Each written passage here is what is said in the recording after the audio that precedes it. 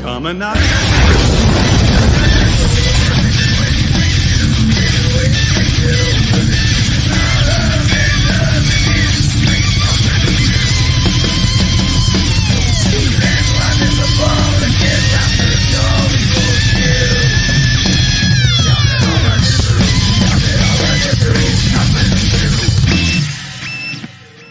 I just want to shake some sense into you kids. Yeah, motherfucker. Shake some sense into you. Preferably with the Homer Simpson method. Yes. Yes, indeed. So, you know what? We should bring this back up to the stream so I can listen to Janelle shriek like a retarded monkey. So, Marvel has decided that too many right-wingers and conservatives and alt-right and cops and military like the Punisher, so they killed him off. Oh, God, I know what you're talking about. Yes. Fuck me. They killed him off. Now, first of all, they used magic to catch him, and Natasha Kerensky, a.k.a. the Black Widow, helped capture him. And they used magic. Of course, don't forget that this guy has been Marvel Universe's most wanted, most dangerous, unaugmented human in the entire MCU. Yes. I mean, he is, the entire Marvel Universe, he is the nastiest thing out there. He took on Doctor Doom and won. Okay, and Reed Richards can't even boast that. No. And so they used magic to catch him because, nobody would have ever tried that. And then they used magic to bring his wife back to life. Now, notice it's just the wife. They didn't bring the kids back to life. And then at the end of it, his wife comes in and tells him, I went to the park with you that day to tell you I want a divorce. And Natasha seized control of all of your safe houses and all of your guns and all of your money, and she sold all of it. And I'm taking it. And they heavily imply that after she leaves, he kills himself because his war ultimately resulted in nothing. Yep, I read about that today, and I even read the fucking comic and the scene, and she brags about how since she got all of his assets, she donated his half of the assets, so she stole from him, not once, but twice, donated them into charities in his children's name. It was fucking atrocious. So yes, I thought I couldn't die inside anymore when it came to comics. And then I found that gem today. So I won't, no, I mean, I will figuratively scream like a retarded monkey. I fucking went rabid. I just got to say, I don't understand why you even care anymore. I mean, this is all fanfic anyway at this point. Nobody even reads this shit. I wouldn't have it popped up in my feed on Twitter because I was following the hubbubaloo that was going on at the White House and laughing my ass off about Pride. And that the flag, yeah. Yeah. And Bounding in the Comics popped up on my feed, and they were talking about the end of Frank Castle. I'm like, what? So I was like, all right, I'll bite. And I just, I got Steve. I was like, look what they did. And we just were like, yeah. But yeah, because, so many military men and women and so many law enforcement officers and quote unquote white wingers and militia love the Punisher so much they fucking emasculated him, and then they killed him, and then they skinned him and shat on his corpse and smeared it around and then danced around him like a bunch of wild naked cannibal feminists. What they don't realize is it doesn't matter. It really doesn't matter. It's not going to stop the popularity. No. Well, no. Have you seen the hashtag that also came out today called Comics Broke Me? And it's all these fuckers. Oh my God, it's all these fuckers that we had bitched about for years. Like Kelly Sue DeConnick and Brian Michael Bendis were saying that they were not making money anymore, and comics and the comics industry made them broke. And I fucking laughed. You get what you fucking deserve. Yep. Oh, boo-hoo. Well, Bendis, if you quit putting your sexual perversions in there, I was tired of opening up one of his comics where it's the writer's undisguised fetish. Yeah. Or you quit putting your daughter in there to virtue signal to everybody. I mean, I get He No, is go such ahead. a shitty author. He doesn't even do self-insertion. Mhm. I mean, at least do self-insertion, you absolute mongoloid. Well, the guy who wrote the Punisher storyline is Jason Aaron, and I've told you guys about him before. He's the one that did Lady Thor. He's the one that Oh, he did helped. horror? He did Lady Thor. Yeah, Yeah, Horror. he did. Horror.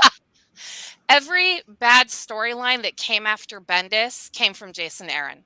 Every bad one. So, I mean, that tells you who this guy is. I mean, he's also the one that after Bendis had his fun with the X-Men and turned Iceman gay, Jason Aaron ran like a fucking rabid dog with it. And then Tom Taylor got a hold of it. And then Jordan Hickman tried to fix it, but they wouldn't let him have it.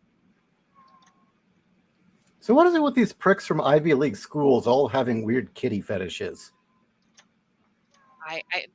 Dude, it's gross. It's gross, gross, gross. I do not know. I really don't know what's wrong with them. I mean, most of them come from the Northeast or San Francisco Mhm. or Hollywood.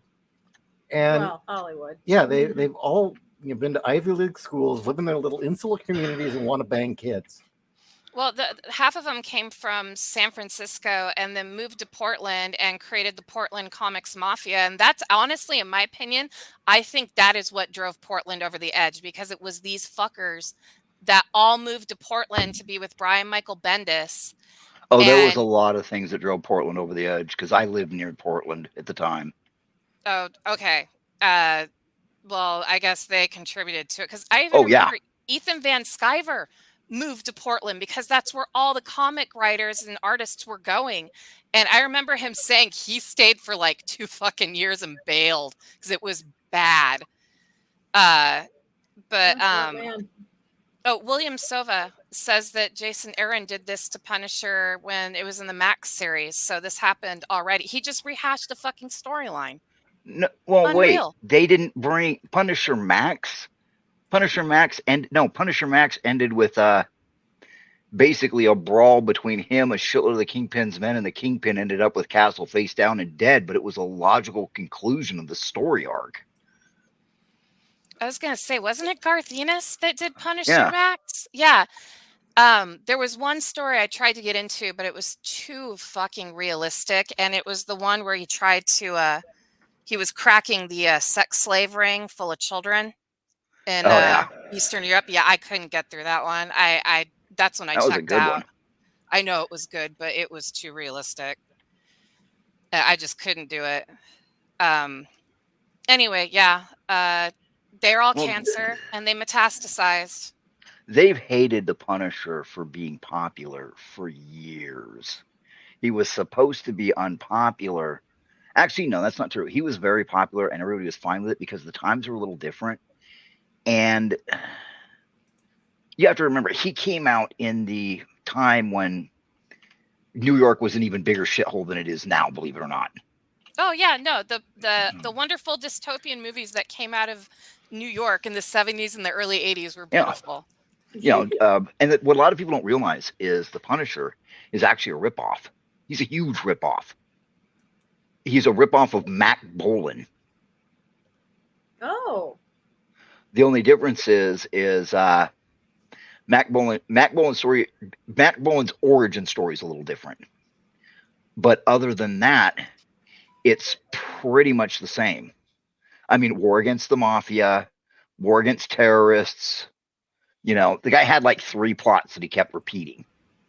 But yeah, it's just a copy. It's just a ripoff of Mac Bolan. And they're surprised that Mac Bolan was so popular that it's still being published today. And they're like, oh, we don't know why he's so popular with right-wingers. I can tell you why. I can tell you why he's so popular, and they will never understand it. They will never understand why regular people like him so much. Because he's a regular guy fighting back. Yes. He's Because standing up because no one else will. The cops failed. Yeah. And the cops keep failing. And that actually, that's kind of what's happening now is, if you call the cops because your house is getting robbed, it's a toss-up of whether or not you're going to go to jail. Oh, William Sova and Iron Cast Knight have both said. I guess I didn't realize there was a comic called Punisher Max. I was thinking of the Max label with Garth Ennis. I guess know that Jason Aaron wrote for a comic called Punisher Max and said that the Punisher wasn't doing it for revenge. He was just bloodthirsty and liked killing people. Oh yeah, yeah, I remember that horse shit. See, this is what we like. I know that fucking horse shit. No, I my had biggest blocked that shit out. And it gets me, this is very typical of the ivory tower fuckers that work for Marvel. They can't understand why people would be fine with a criminal getting his fucking skull evacuated. And you hear this all the time. I hate this because you hear it all the time. Oh, your stuff isn't worth somebody's life. Well, maybe they should consider that their life isn't worth my stuff. Well, these are the same people who are all for a 13-year-old brat shanking just a convenience store guy. Yeah. Yeah. And they're like, it's like, oh, it's just property. It's like, no, what they don't understand is property represents hours taken from my life and away from my family, slaving away for somebody else in order to purchase this property. You know what? The next time I hear the excuse, it's just property, it's insured, insurance will pay for it. I want to take a bat to their car and say, don't worry about it. The insurance will pay for it. Yep. Yeah. And then they'll discover because it was a crime, no, it won't. Mm-hmm. Some insurance companies won't cover, even if you have homeowners insurance, won't cover. They'll only cover you. Oh God, these fuckers are so insulated. They don't understand the insurance concept of depreciation. No. Yeah. Oh shit. And here's some news for you. The minute you plug in your TV, the minute you walk out of the store with your TV, its price drops by a third. When you get it home and plug it in, congratulations. According to your homeowner's insurance, it's only worth 25% of what you paid for it now. And not even what you paid for it, 25% of what's in their little book. And their little book is so out of touch that I had a car that was 4 years old. It was a 4-year-old car. It was a Texas Interceptor, and I wrecked it. And the insurance company tried to tell me it was only worth $600. You can't buy a car for $600. No. I will say, after the San Diego fires, the one time I would say that the woman who raised me, is her talent for being an utter cunt bitch did some good in the world. And that is that she took all of her anger out on the insurance company, harassing them every day to drain every penny she could out of. That's what I had to do after my house burned down, and I was in the middle of restoring 2 cars, and because the cars were considered wrecks, they didn't pay me for them. Oh jeez. Yep, I was restoring a Datsun B210. Was it 10? Okay. No, it was a Z. It was a Z. It was a Datsun Z series, but I was restoring that, and I was restoring a Chevy truck. And they said, oh, they were wrecks. They weren't operative, so they weren't worth anything. It didn't matter that there were 25-year-old cars. Jeez. So, sorry. They wanted to give me $100 for my computer. What? Wow. Yeah. Wow. Back then, no. Well, I just went into the insurance office and unplugged the best computer that was there and walked out with it. You really did? Yeah. I was like, this is mine now. I was like, you're going to give me my insurance money, or I'm going to keep coming back and taking your stuff. And I said, and I know where you live. Pretty soon I'm going to go to your house. I was mad. Yeah. Because first they were like, oh, well, according to the fire department, you didn't have running water. Well, no, because my pump house was burning down. Because my pump's electrically fired. Well, if you don't have running water, it's not considered a house. It's considered a temporary domicile, so we're not going to pay you for it. Oh, God. Oh, my God. Give me a fucking break. West Coast Insurance, everybody. Oh, speaking of West Coast Insurance, I don't know if you heard the glorious news, but here in California, they are no longer giving new homeowners insurance, and the insurance companies are leaving.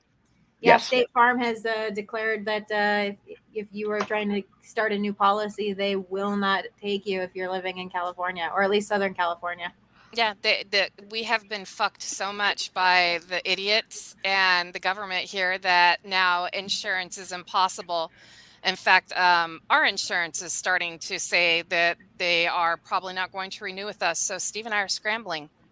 Yeah, right that's one of the now. reasons I left the West Coast. Is my insurance was like, well, it's the 6th year in a row there's been fires, and twice they've gotten to the city limits. So, and your house was damaged by lightning. So we're not going to we're terminating your insurance.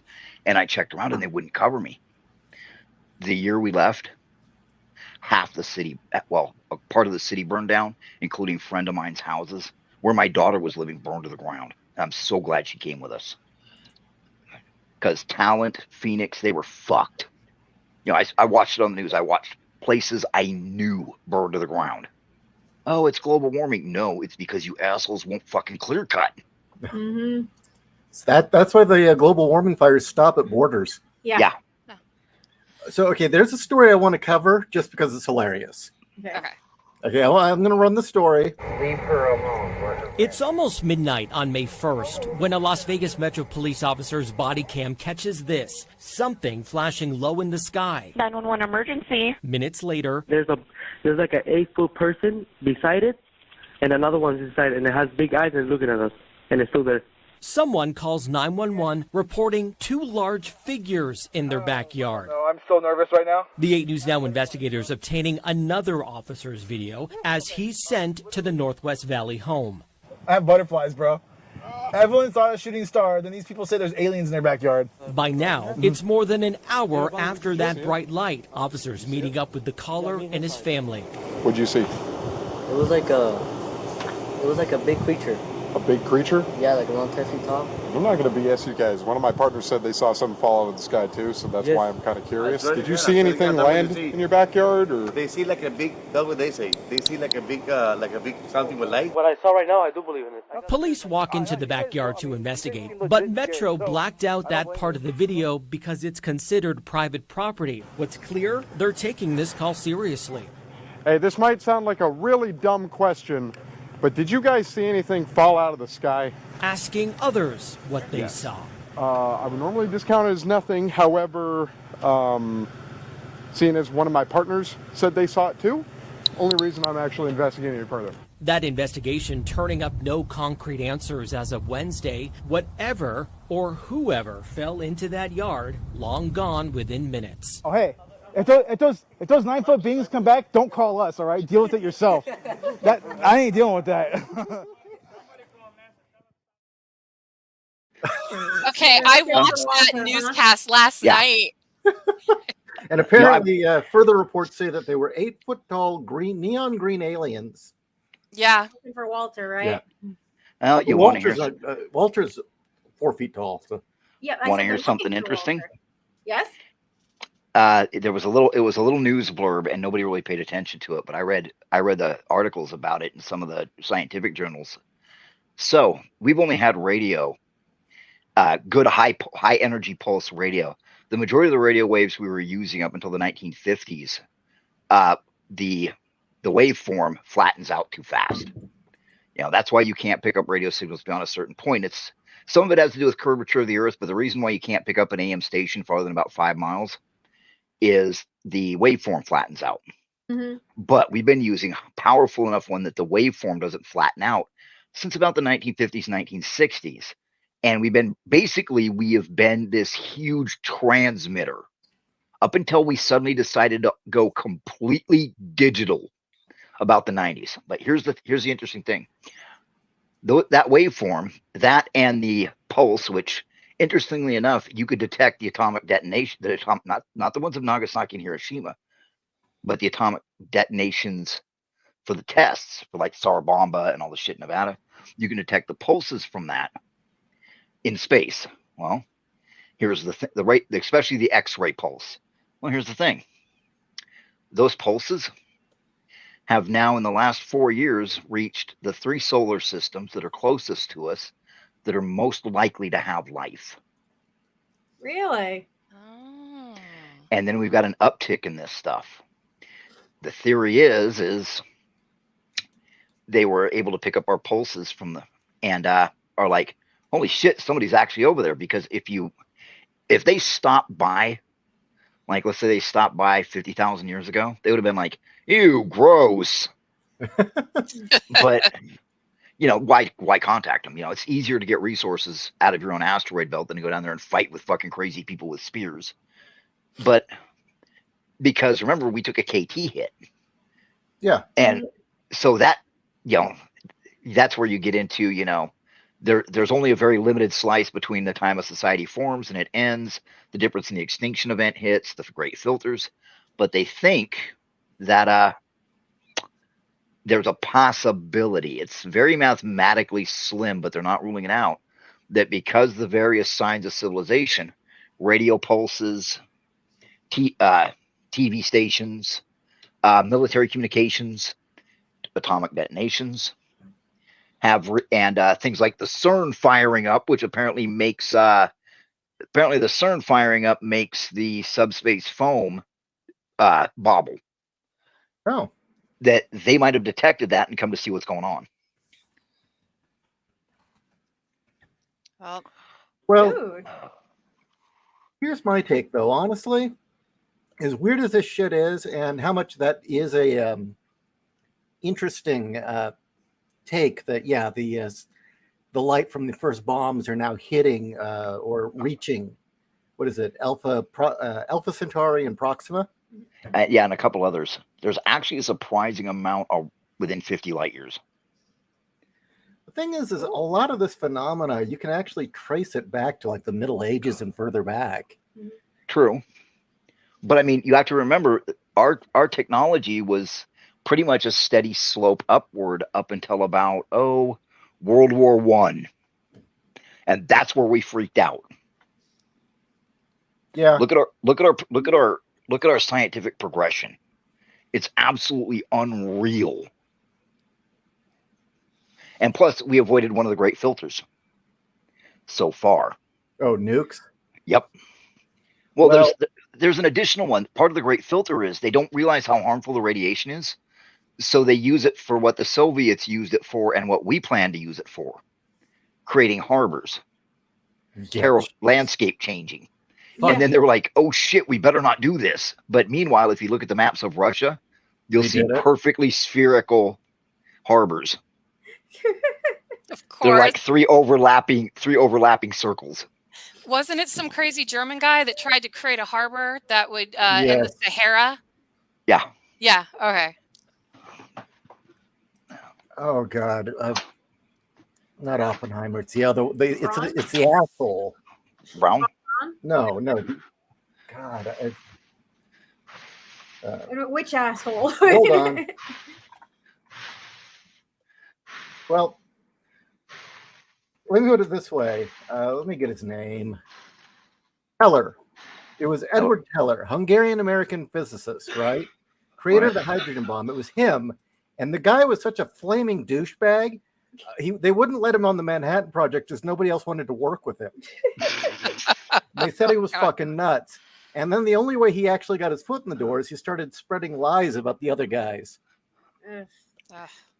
Sounds like a wonderful man. Teller was a piece of shit. He was a reptoid. Yeah. But well, I mean, he did create a bomb that made an entire atoll disappear and also drive any life that lives around there to become cannibalistic. Have you seen how sharks will freak out and eat each other in the Bikini Crater? Yeah. If they actually swim into that area, they go nuts and start eating each other. Oh, wonderful. Yeah. Of course, that's where SpongeBob lives. That's why that's why they said that was the explanation for all the life on Bikini Bottom. They were all mutated sea life. That's logical. Yeah. That's totally logical. How else are you going to get a squirrel down there? Here's another curveball for the filter theory. And I really like this one.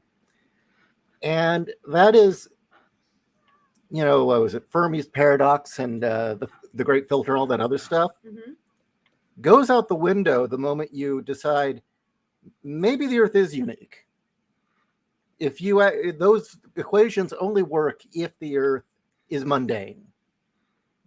But I'm not saying I believe this, but just for interesting thought games, if we were some alien science project, we would not be mundane. and suddenly all those equations go out the window. Mhm. But nobody says anything.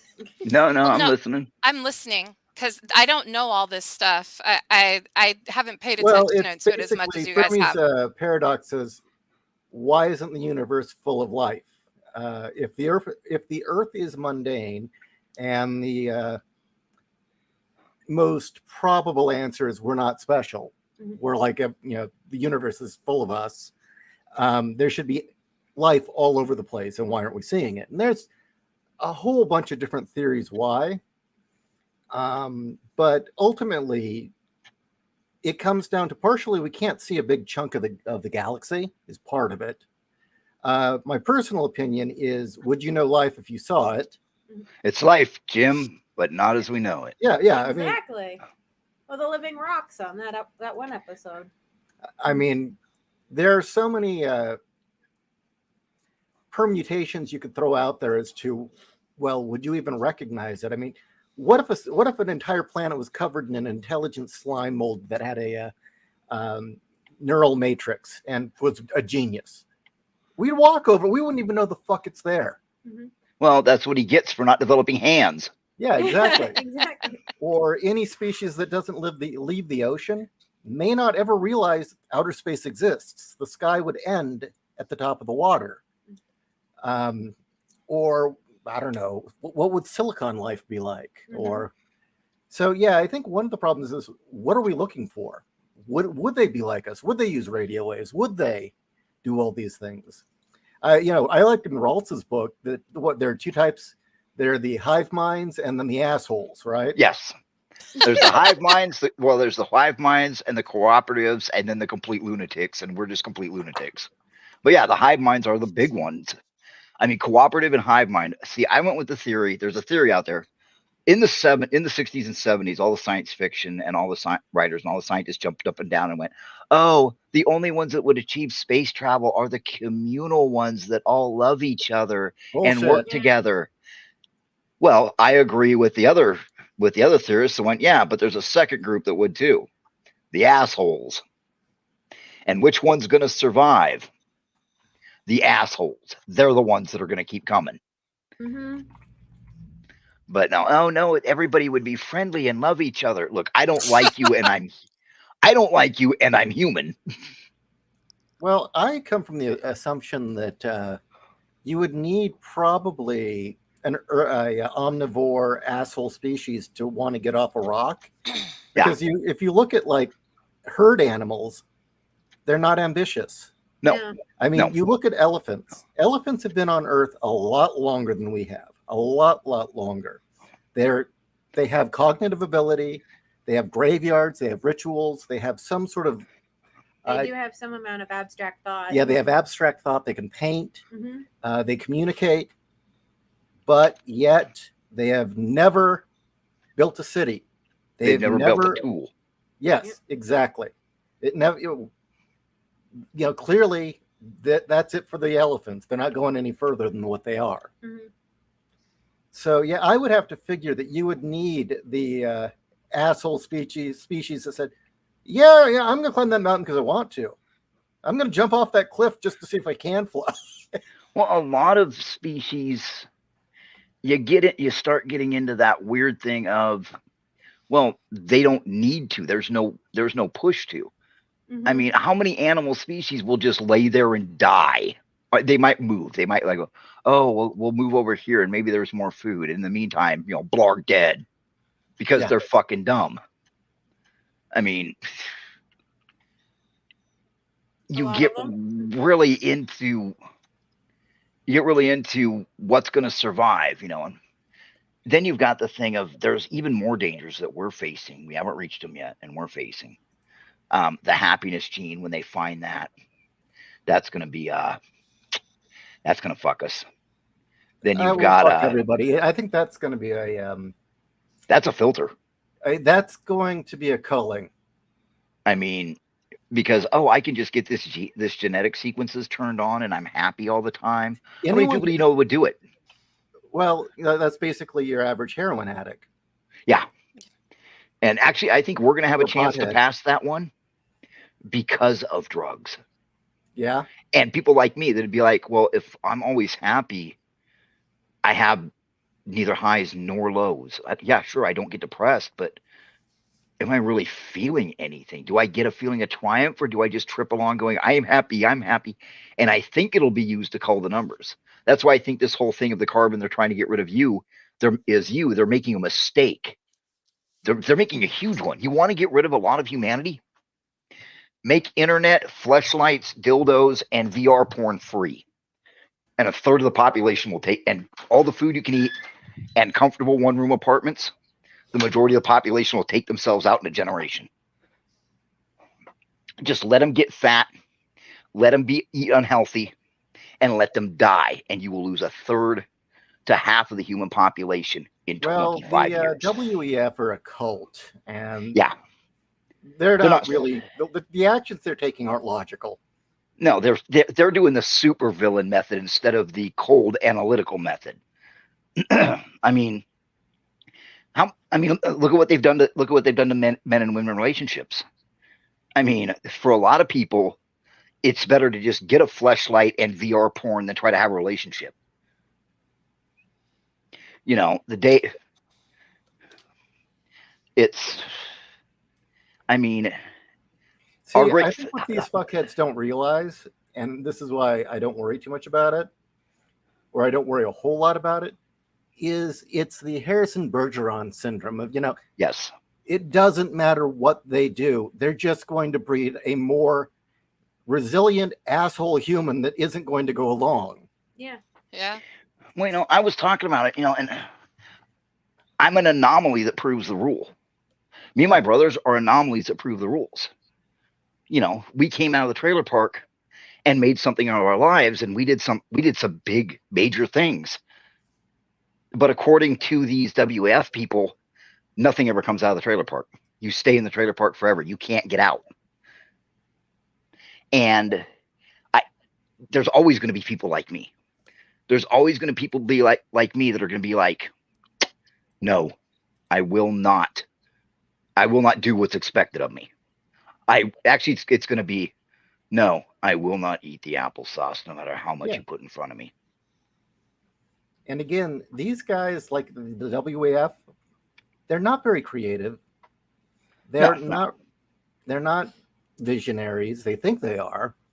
Their scope of thinking is so narrow, and they're so limited in their thinking that they always come up with the same rigid plan. And they've been repeating it since at least the 70s, and they always fuck it up. And really, at the end of the day, really, if they ever succeeded, they'd only end up in wiping out the sheep. And that's not the ones they want to get rid of. And even then, the sheep some of the sheep are going to realize they're not actually sheep. Right. They're wolves that laid down and took a nap. Mm-hmm.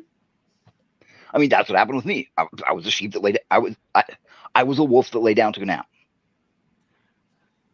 And, my brother who, does amazing computer work, has worked on satellite systems and everything else. You know where he got his education in computers? Where? The public library. Those are usually in the 70s. Sounds like my dad. In the 70s. I got a computer for my birthday because I wanted one really bad. And he went and started studying in the library and asked my dad for one. And my dad got him one, and we never looked back. It blows people away that his college experience is none. He has no college experience, but he has certifications out the ass. But I've noticed with anyone who's good with, and I mean good with computers and has a good job, never went to college to get their, they learned everything. Now they learn everything online. But before that, public libraries. I've known a few people who became programmers in the early to mid 80s. They didn't go to school for computers. They learned everything in the library. Well, he retired. Art of apprenticeship. Yeah. He retired for 10 years because he shaved 18 milliseconds off of bank to bank software transfer. 18 milliseconds. Yeah. They gave him a bonus of millions of dollars. Wow. Of course, he blew it out his ass because he's my brother. But, kind of like one of the attaboys my dad got, the plans for the space shuttle went through hundreds of people, but my dad was on the list of people to give it the okay. Oh, damn. And he took a look at it and said, okay, you know that arm that you've got coming out of the cargo bay to move things? The pin that holds it to the shuttle is too big for the hole. Oof. Oh my God, he saved millions of dollars. Yes. Yes, he did. And I have his attaboy letter saying, oh, thank you. Yeah. That's okay. Okay, I actually saved ordnance corps a shitload of money. We got the new Yeah? fuses. We got the new fuses, and I went in and I was like, these are 155 fuses. I went in, I was looking at them, and I was like, because we had to inspect them, and I was like, doesn't look right. My buddy's like, what's wrong? He's like, it doesn't look right. It's like, you're fucking seeing things. You hungover? I'm like, yeah, I'm hungover, but it doesn't look right. I said, pull a stack of 155 rounds. He pulls a stack of 155 rounds. And I look at it and he goes, it looks like the right thread width and everything. I'm like, it's backwards. Luckily, my chief warrant officer called and let him know before they ran off more than like 30,000 of them. They put the threads on backwards. Oh my God. And these are highly precision, pieces. Yep, that got me 30 days of administrative leave. Nice. I went to Spain.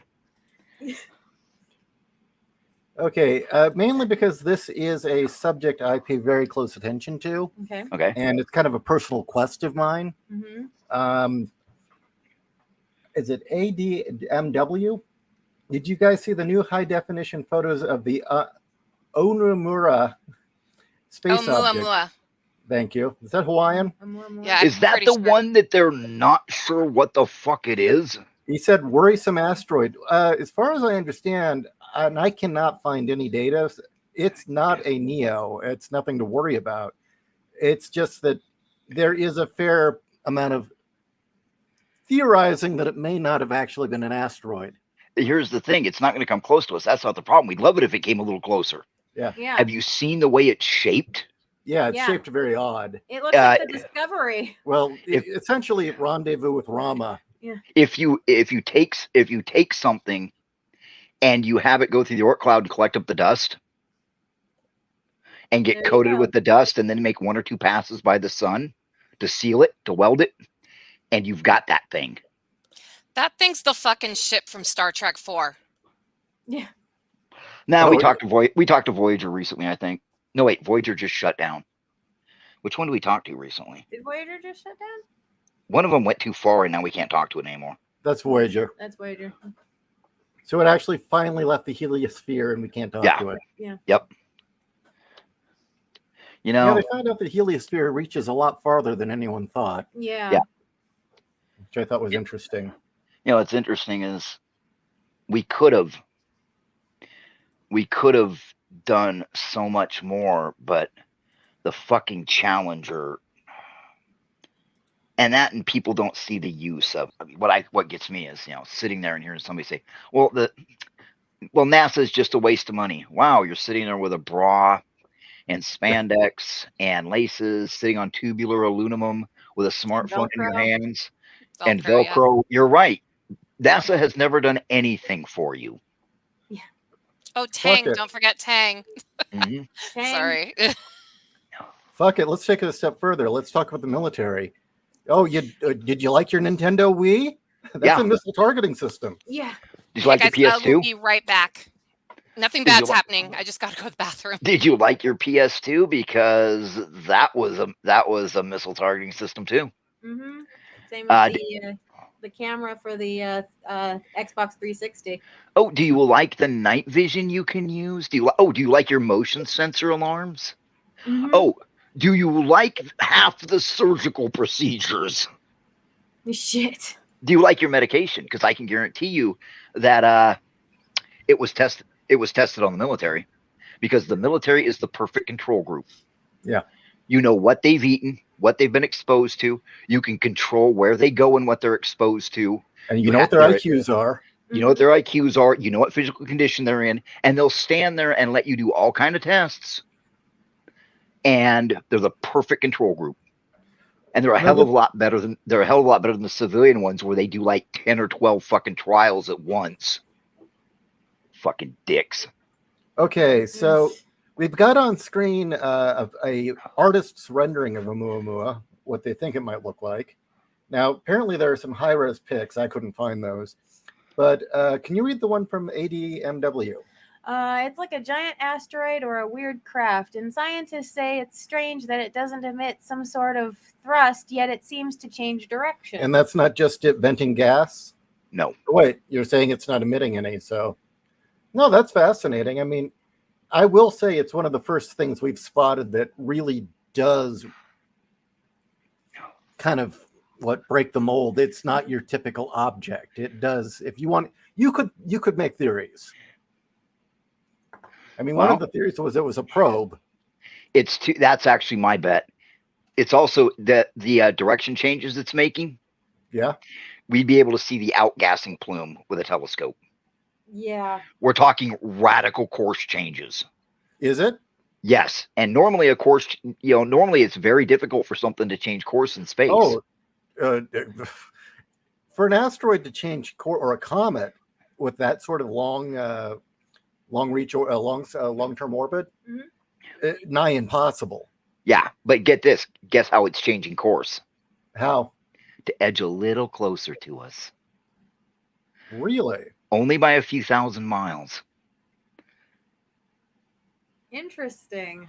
That's what caught my attention, because it should have, because it's been a couple years, but it looks like it's altering course, so it'll get close, but not too close that we're worried about a near Earth orbit. It's going to be pretty far away, but if we're talking about somebody that can launch a probe like that, how far away do they have to be to get a really good scan of us?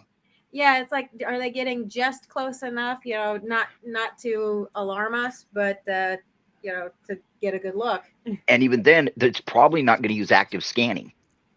You don't want to use active scanning because you don't know if you're going to boil the poor motherfuckers alive, or if they're going to hear screeching across what they can hear. They'll use passive.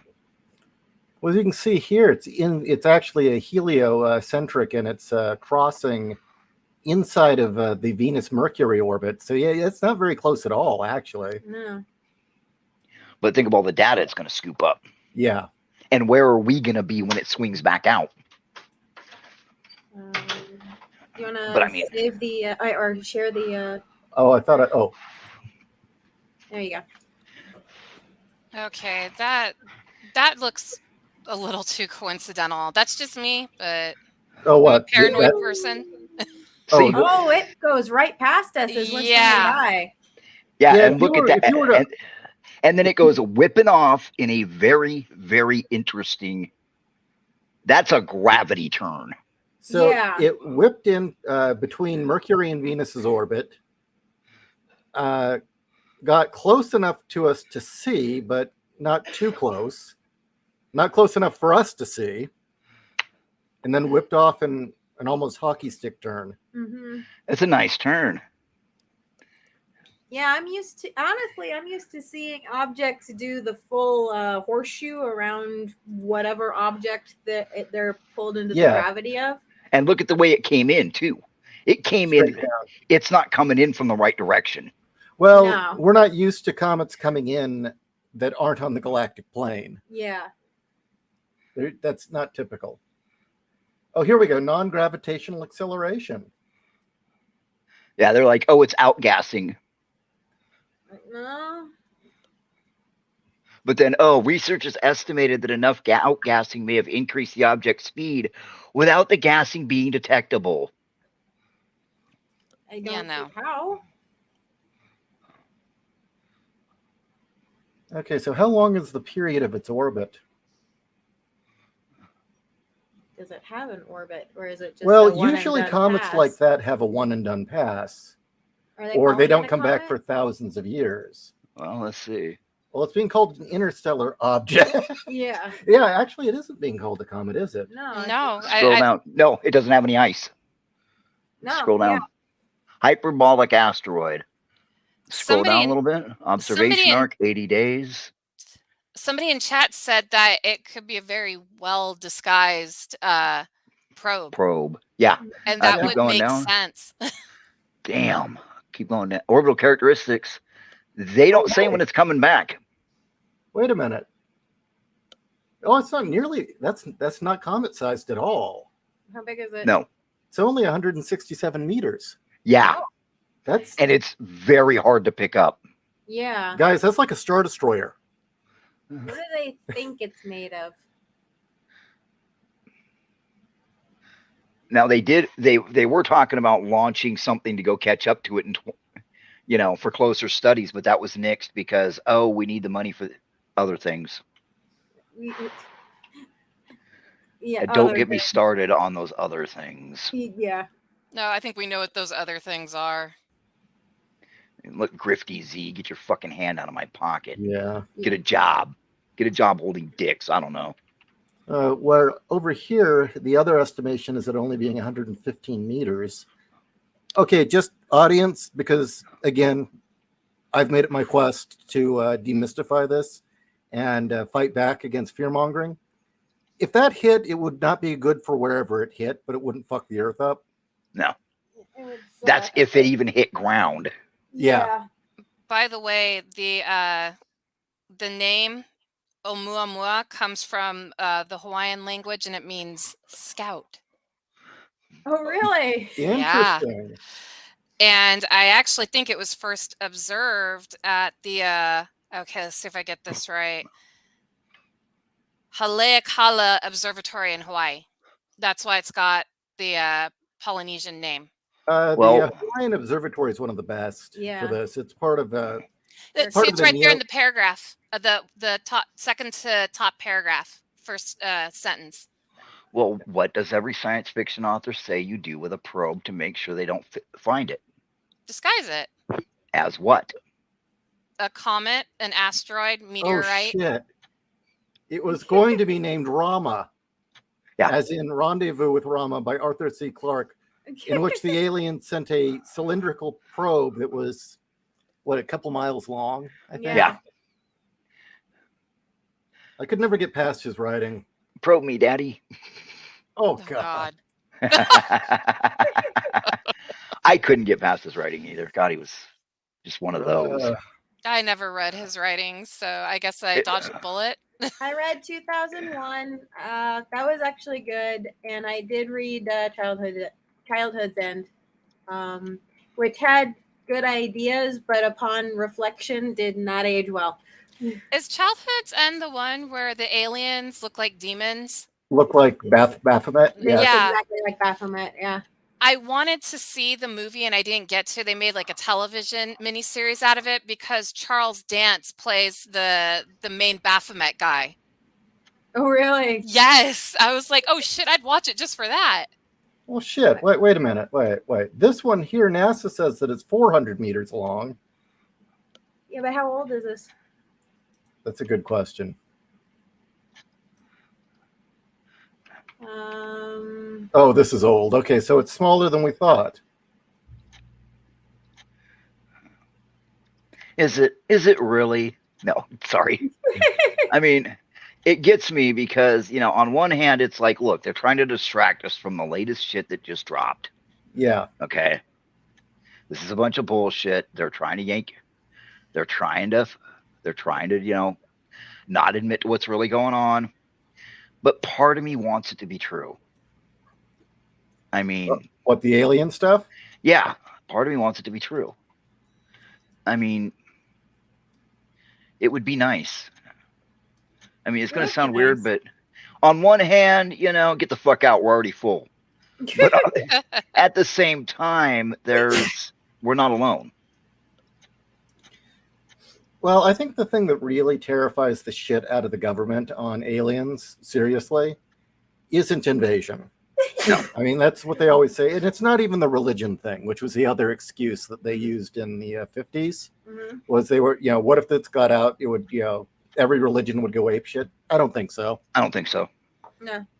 I think what they're afraid of is us becoming a cargo cult. Well, I think there's an even bigger fear. What? And the internet just made that fear worse. What? I think what they're really afraid of is the aliens will show up. They'll try negotiating with our fucking governments. And when they realize that our governments are full of fucking child sniffing retards that are more likely to try to rape their alien babies, they'll just release information on the internet.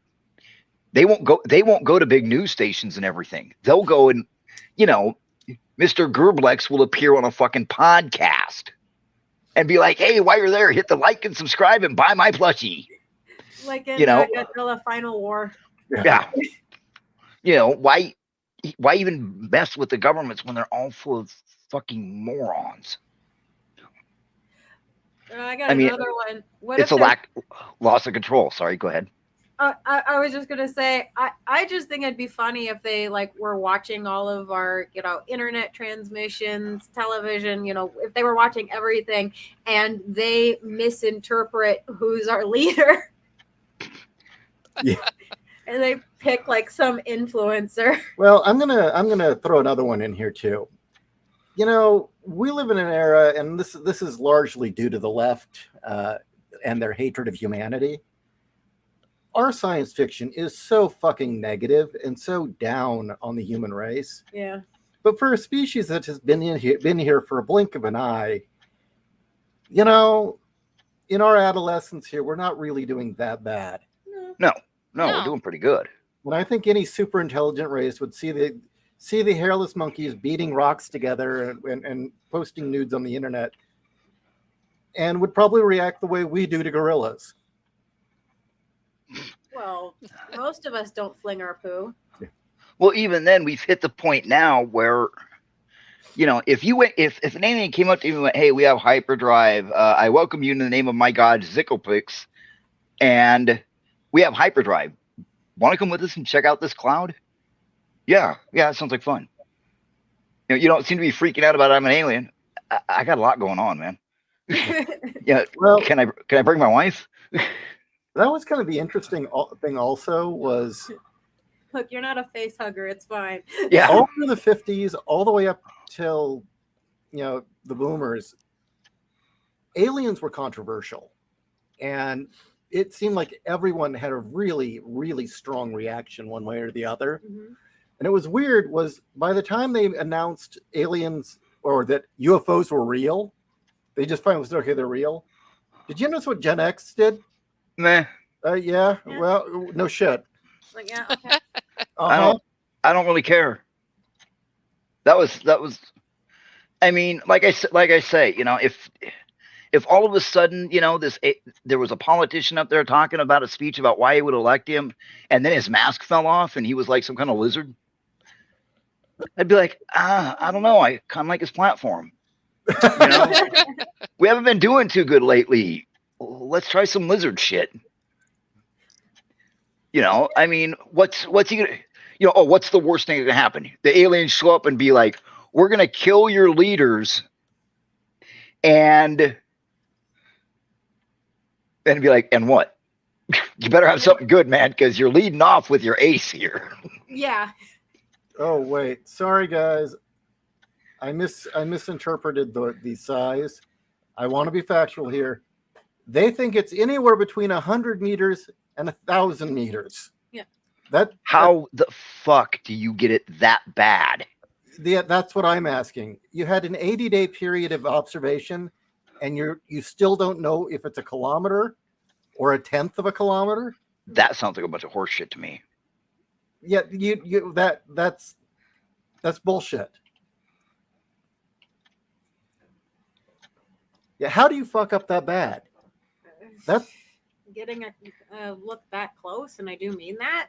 Well, I had an 80-day period of observation, and you would know as well as I do. That's a lot. Well, the only thing that I could chalk that up to is one of two things. One, they're still crunching data from other observation posts, or second, it's made out of something that is not reflecting light very well. So you mean like a stealth coating? Yeah, like a stealth coating, exactly. So they're having to go off of when there's not stars or other light around it. It could be dark. And I know that because there's been other objects where that's been a problem. that they had a real shit of a time trying to figure out how big it was because whatever it was made out of was absorbing light rather than reflecting it. And do you notice its angle seems to be really good at keeping us from measuring it against another planet? Yeah. Because that's what we usually do. Everything. So we measure it against something. What you're saying is that this is a very, very, very convenient collection of if-thens. Yes. Yes. Very, very convenient. Yes. Yes. I mean, usually if-thens lend doubt to it being alien, not the other way around. Yeah.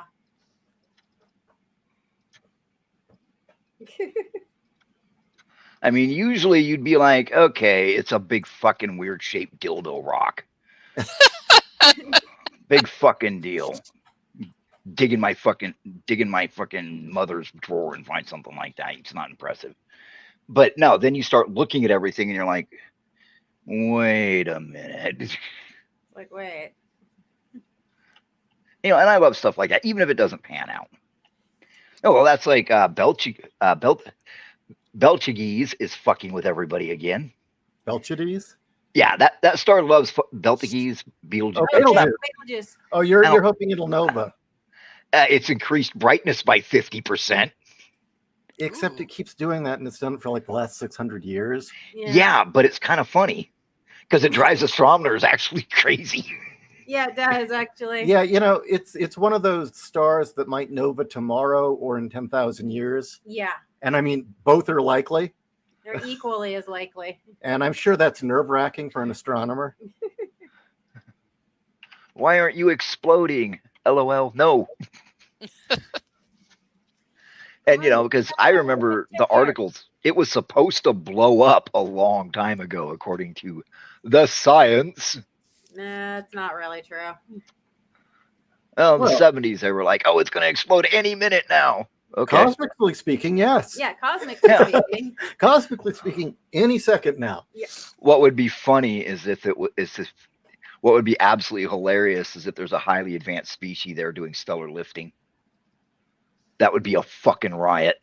Stellar lifting? Stellar lifting is it's an older theory, but it checks out. It's you remove some of the mass from the center of the star. And this not only increases the star's brightness, but actually increases how long it'll live. But you're actually removing mass from it. It's this weird paradox. You remove the mass from it. You use it for whatever you're capable. If you can remove stellar mass from the middle of the star, you probably have a use for it. But it extends its lifespan, makes it a little brighter, which is another theory. You know, I kind of took that and ran with it. That's why in my series they can make a star flutter by removing and adding back the mass and make it pulse. Not for any real reason other than to do Morse code and to be assholes. No, I mean it's interesting when you really start looking into this stuff because a lot of it's very clear something makes our government very, very nervous about this stuff. Mm-hmm. Very nervous. Well, there's a few things. I mean, there's the what if they are assholes? What if it's assholes that show up? I mean, let's get the movie shit out of the way. They're not going to drain our liquid core because you can get a lot better liquid cores from planets not full of howling fucking lemurs. Right. Okay. They're not going to be after our resource or the water because there's plenty of places you can get water that once again isn't covered with crazy lemurs with atomic weapons. But there's frozen ice all over the galaxy. Yeah. There's, it would be easier to extract the minerals from the asteroid belt. Yeah. Okay.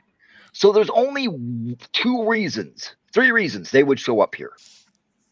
A hunting trip. Yeah. Interstellar jackass. Yeah. Or to enslave us. Mm-hmm. Oh, no, there is we come in peace, shoot to kill. Yeah. No, come on. You're leaving out the one other thing that's unique about the Earth, and that is biodiversity. You can't get that in the asteroid belt. You can't get that on any True. other planet. But what are they going to get from biodiversity that they can't get? Zoo. Don't know. Never been to an alien planet. Yeah. Don't know what alien DNA looks like. Slaughterhouse 5, when the guy recollects being collected because the diverse biosphere, and they had a whole zoo dedicated to Earth's biosphere. You know, supposedly my people are here because we genetically engineer ourselves just a little too homogeneously, and our genes are weak. And so I we're thought coming you guys. back to a science project that we left alone for thousands of or hundreds of thousands of years to harvest genes to restore the species. I thought you guys came here for the strip clubs and the big booty girls. I did. Oh, okay. Big titty girl. Big titty girl. Your mission is boobs. It's Sam's that was butts. Yeah. Yep. Sam's the butt guy. Don't get that It's confused. fascinating that the whole thing about supposedly they're here to re-up their genes because they're becoming infertile and that their reproduction's wearing down. Because if you look at the old Fey myths of changelings and kidnapped children, it was because the fairies had weak genes and needed human babies. Yep. Or hybrids. Their pull-out game was too good for a while, and now they're just a bunch of sterile weirdos. Yep. And I mean, that goes back, pre-Christian times? Yeah. Yeah. So remember, guard your seed. Guard your seed from aliens and changelings. But, well, you know, you have to look at what they'd want because, I mean, actually there is something they could want. Yeah. And, oh boy, do I cover this in my book. There is something they could want. They want the internet. Yep. They want MMOs and the internet. Okay, let's take a really good look. Let's say you've got a species and they're homogenous or assholes, either one. What purpose does a movie actually serve an advanced culture? Or a culture as it's advancing? What does fiction actually serve? It's a unified story that bonds us, that we all have a shared reference point so we can understand each other. Yes, but you don't need that anymore because the state provides it. The state's failing hard on that. No. We're talking an alien. Oh, an alien. Oh, right? What do they need it for? Alien. Right. What do they need it? What do they need this for? The days of needing the tales of Googleplex the Mighty are over. Besides, everybody knows that he didn't actually exist. So doesn't matter if he existed or not. As it goes on, they lose culture. They lose fiction. Why would anybody be so silly as to sit there and watch people telling lies about things that never happened in a place that never exists? That's madness. That's stupidity. Right? But then they meet up with Earth. And the first thing they see is apparently the account of an interstellar war, according to the radio, between creatures from the fourth planet and humans. Apparently, if you look at Earth media, we've taken all comers and won. We've taken on the xenomorphs. We've taken on the predators. We've taken on those assholes from Battlefield LA. We've taken on from ID4. Every single asswipe that showed up, we beat the fuck out of them, and so we show historical documents on it. So what are they here for? They're here for their WoW subscription. It's like they got to stop every once in a while by the ATM and pay off their WoW subscription. Because think about it, maybe they don't have culture. Because when you really look at it, a shared story continuing on the distance it has in our culture is kind of weird. It's genius. Yeah. I mean, the Christ story and what's in the New and Old Testament actually traces all the way back to Sumeria and the Assyrians. So, I mean, that story started probably before we were writing. How many cultures abandoned that? I mean, okay, you want to know why I came up with that theory? I want you to look at every single hero that we had prior to 1970, or even the heroes today. Yeah. Let's say somebody becomes a hero. Let's say some dude gets in a fist fight with the mole men from Atlantis and wins, right? Well, for the first week or so, he'll be hailed as the man who saved Earth. But what happens next? You get exposés about how he got drunk in college and jerked off on his sleeping girlfriend's face, that he got drunk and took a shit in a cop car. They tear him down and destroy him. That might be what happened to the other alien races. Was they tore down the heroes because you're a communal You're a cohesive culture. So nobody is better than anybody else. So they tore down their heroes and they lost their stories because you can't tell stories about the heroes. You can't have any heroes. Everything has to be torn down and turned into mud so that nobody feels less than anybody else. But what also that takes away is it gives you nobody to aspire to be. Yeah, it's So- stagnates. You kill it. Right. You probably die in the first plague. That's why if you look, all of the communal species, the herd species, and the hive mind species take millions of years to do anything. Yeah, I buy that. And what beat the, I'm going to spoil it for those of you who haven't gotten that far on Reddit or Royal Road. What beat the Atlantic Talon was not all the millions of ships, not the billions of troops, not all the trillions of missiles. Fucking Gabe Newell beat the Atlantic Talon. He broke their fucking society over his knee. You know how? He introduced the Steam store. Okay, so basically what you're saying is it's kind of like Lin Minmay being broadcast to the Zentradi during Oh the my final gosh, battle. yes. Yeah. And what he really introduced was he introduced Steam achievements that they could wear on their sash. Anybody can get an achievement for showing up perfect attendance to work. But how many people have this achievement? And you can lord it over the other Atlantic Talon. It got so bad that Poor Dreams of Something More is trying to arrange their unconditional surrender. And they're all up there using the high-speed Galnet link to play video games and ignoring her. Culture. That's what they could be. That could be what happens. And how many, they're like, oh, so let me get this straight. They can travel across interstellar distances, but their craft breaks down and they land on Earth. Well, what if they're not supposed to? What if we're under an interdiction? Because you don't go to Survivor Island and fuck with the contestants.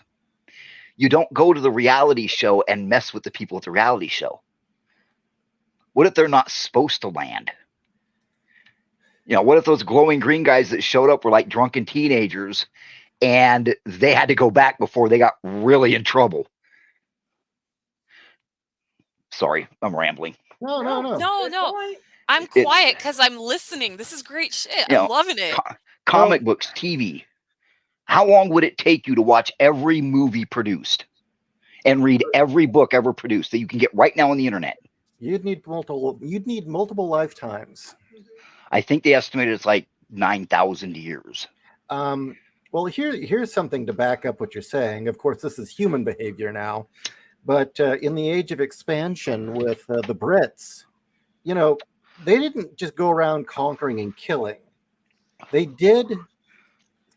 They were trying to civilize the savages, but Yes. the Brits were obsessed with importing their culture. Yes. They were so bored shitless during the Empire that they were importing, mummy unwrapping parties and stuff from hypnotists from India. And well, remember they took not Sacagawea, they took what's her name, Pocahontas, back to England to parade her around in front of the Queen. Yeah.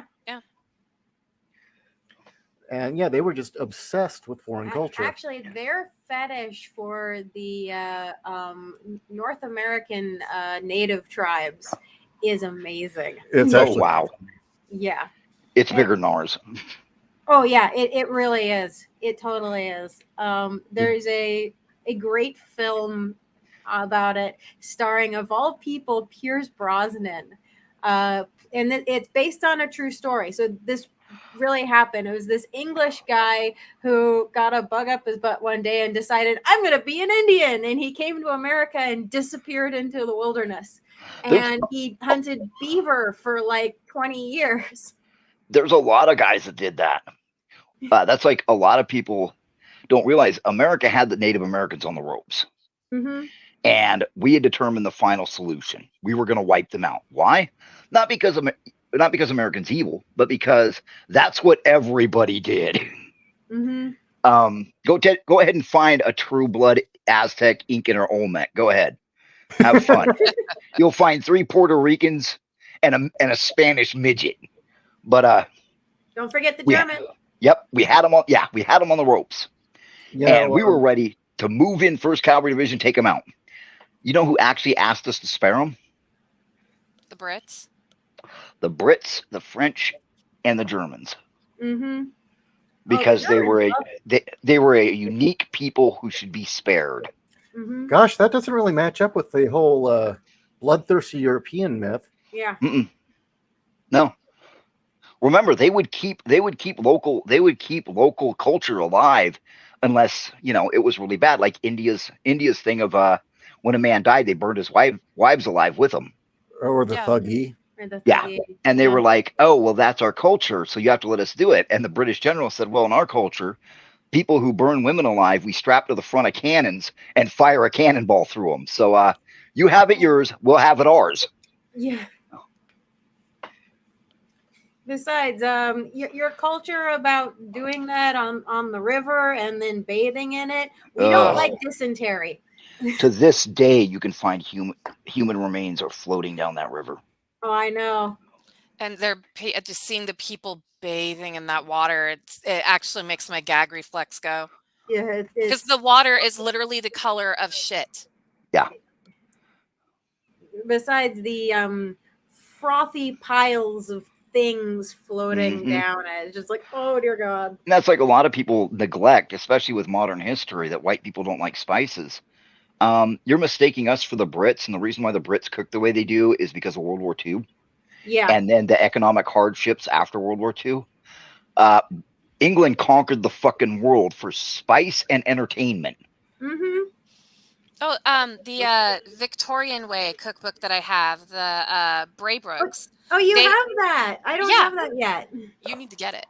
I do. The Braybrookes, because they were aristocracy, were growing their own fucking saffron and specially built greenhouses meant to mimic the temperatures of where it came from. I believe they also grew cinnamon trees. So I know that the blandness did come from World War II, and it's just stuck. It sucks. I know. I've actually eaten English food, and they boil their fucking bacon, and that kills me. English people don't eat English food. They eat Indian food and Thai. Yeah. But in the Victorian era, their food was very spicy, and what I mean by that is it did have a lot of spice in it. As Janelle said, they also had a lot of curry powder and anise. They used a lot of anise. Yeah. One of the big things that the Victorian upper class liked to eat was congee, which came from India, and it's basically rice, boiled eggs, and prawns, and tons of curry spice. Well, here's another thing: if you're writing science fiction, how many humans would look over what an alien eats and reach over and bite and try a bite? He doesn't know if it's going to kill him, but he'll give it a try. Yeah. I mean, you know that Klingon food they show? You know how many motherfuckers would eat? Yeah, I know motherfuckers that would sit there and get drunk and eat it with the Klingons and headbutt them.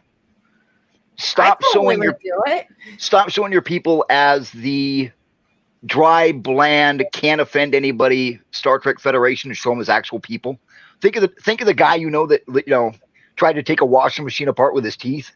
That guy would go to space. Not you sitting in the office cubicle, sitting in your electric car. You're not going to space because you're too safe. No, it's the crazy guy running down the street with a homemade spear yelling, "Come back here, invisible monkey, I'll kill you." He gets to go to space. I like, because I'm weird, watching shows on things like cave diving disasters and I can't handle those. And mountain climbing disasters. And I do because it reminds me of this is why we've gone to space. This is why we've achieved as much as we have, is because we have insane motherfuckers like these people deciding, gee, that mountain is really fucking tall. I'm going to climb it. Yep. And, have that in your stories that, how many people would watch Cooking with Koplock? How many people are going to watch that? I tune in just to see if he's fucking screaming at the cameraman today. Or how long does he have to fight one of the dishes before he Yeah. cooks it? You know. And remember to punch it repeatedly in the head, but the head is actually a handspan down from the end. Yeah. Punch it until it gives a crunch, and then throw it in the boiling water. It'll try to get away, but you have these tongs. I'd watch that shit. I totally watch that shit. And we would totally eat everything. I mean, a lot of people don't realize. You always see an alien. Oh, they can't eat alien food because we can't metabolize it. Have you ever looked at what we can eat? Well, how much food exists out there where you look at it and you go, the only reason why that's on a menu is because somebody out there said, I'm going to try to eat it or I'm going to die. Yeah. Or how can I eat this? I mean, for fuck's sake, human beings can eat and metabolize clay. Well, how do you think we got the ability to ingest the lactose of other species and not just human?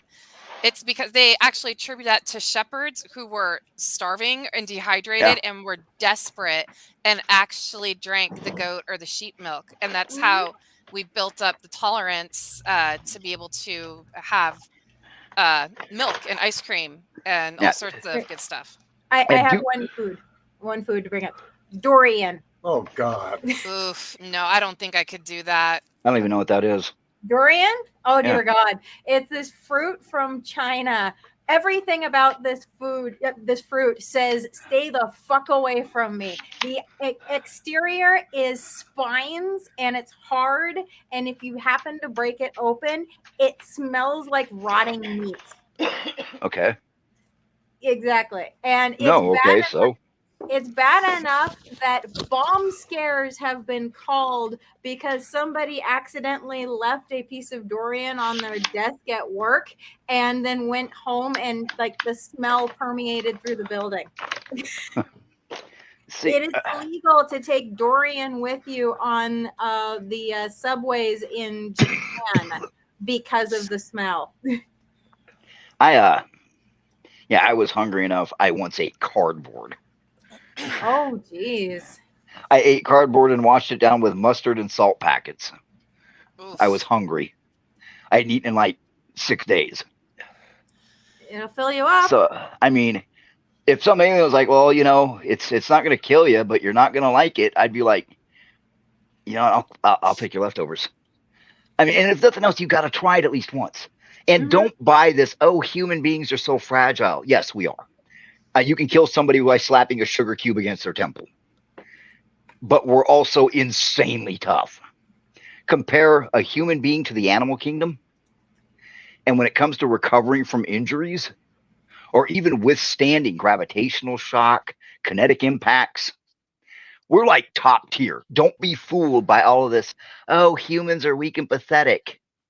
And our reflexes can get into the insane range. So like the G-forces that we can take, other animals can't do that? Oh, fuck no. Didn't know that. No, they found that out when they were doing testing in NASA in the 60s, that human beings can survive G-forces that kill other animals. Can you imagine an elephant jumping down 10 feet? That would be terrible. I mean, that would be like the saddest video you've ever seen.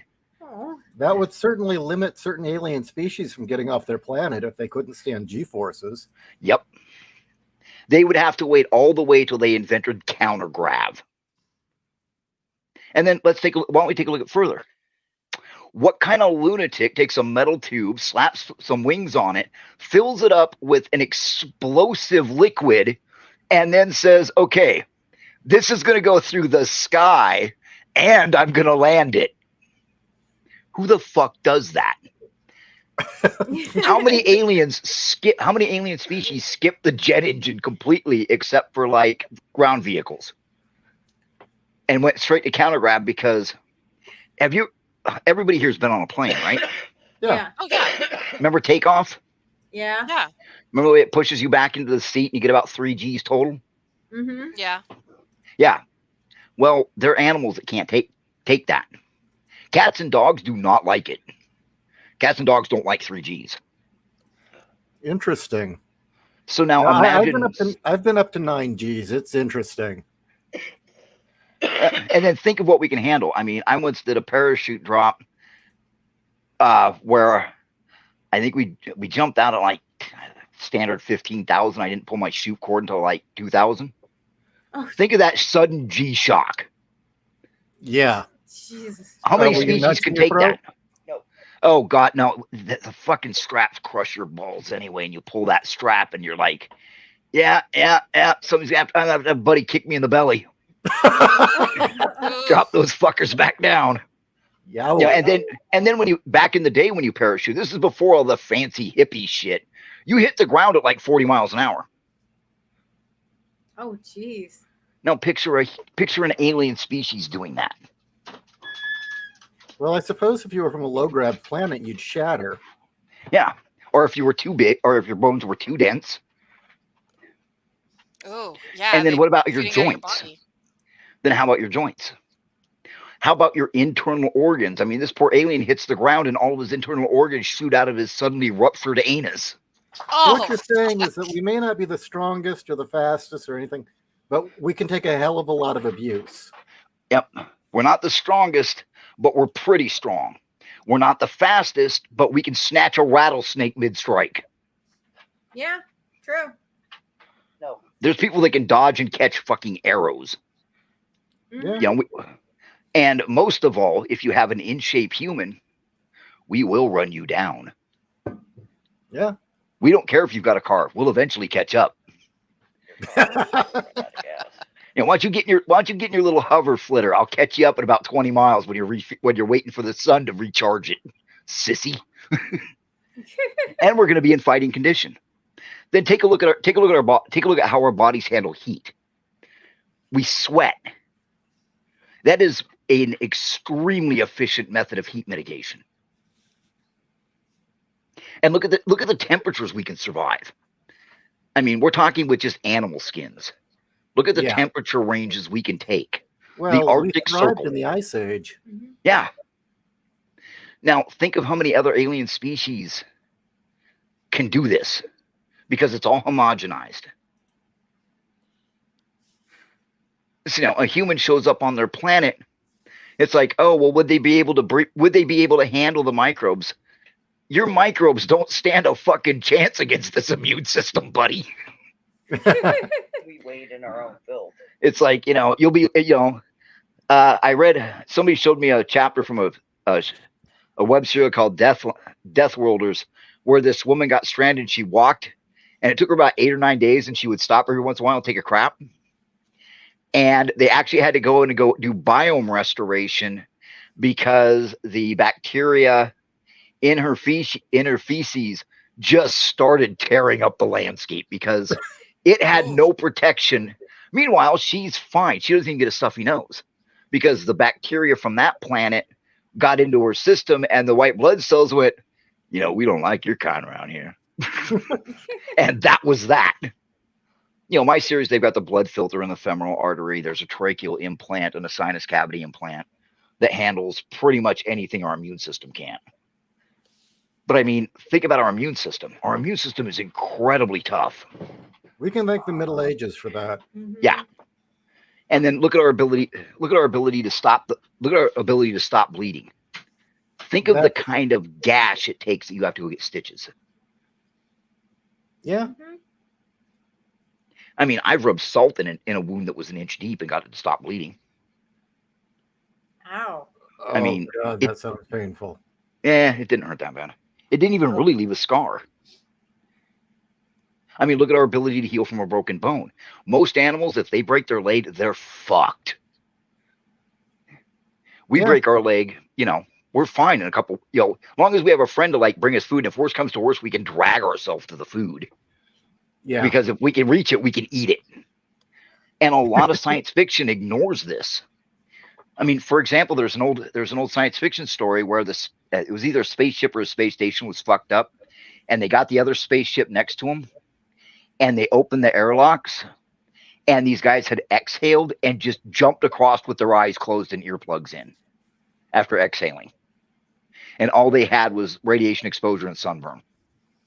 They crossed like 100 meters. We can survive that. You know, I think that's another problem is that a lot of the people writing science fiction never experienced anything. Yeah. Oh yeah, I agree with you there. So my story has the lunar mile. I don't know if you guys have reached that, where the guy talks about the lunar mile. There's two different high fast cycling airlocks on Luna at Tycho Base.